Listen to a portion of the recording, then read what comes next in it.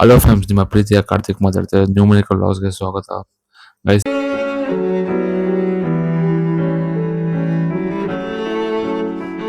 Hello friends, ನಿಮ್ಮ ಪ್ರೀತಿಯ ಕಾರ್ತಿಕ್ ಮಾತಾಡ್ತಾರೆ. ನ್ಯೂಮರಿಕಲ್ ಲಾಸ್ಗೆ ಸ್ವಾಗತ.